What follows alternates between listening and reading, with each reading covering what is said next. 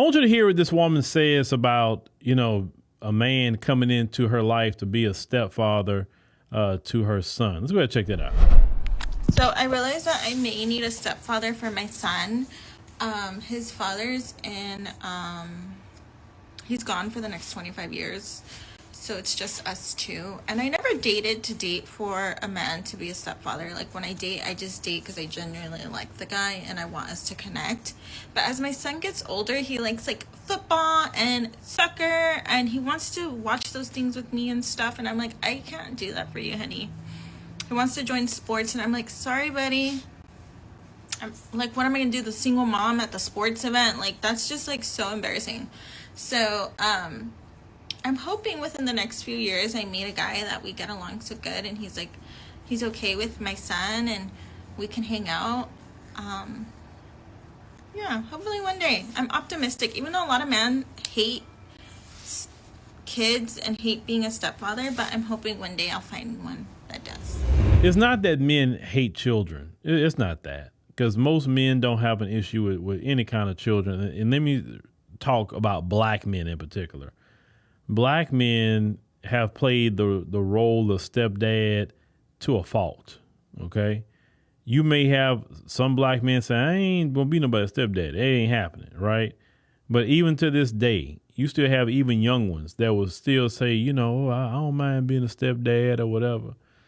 But the issue is, why didn't you think about that sort of thing when you was having children? And where's the dad? Where's the dad of that child? The dad of that child should be there. Y'all should be co-parenting. He has a father. You don't need to go look for another man. Let's call it what it is. That other man, let's say he do come in or be a stepfather, no matter how great he could be to that child, he's not the biological father. And that child will always have an affinity for the biological father. So why don't you make the child and the biological father have that proper relationship or facilitate that relationship?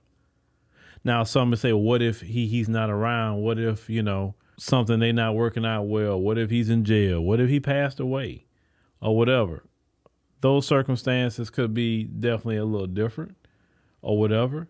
But I'm not really taking that from her because that's not what she said. Now, if she said whether dad passed away or something, that's a different conversation at that point, right?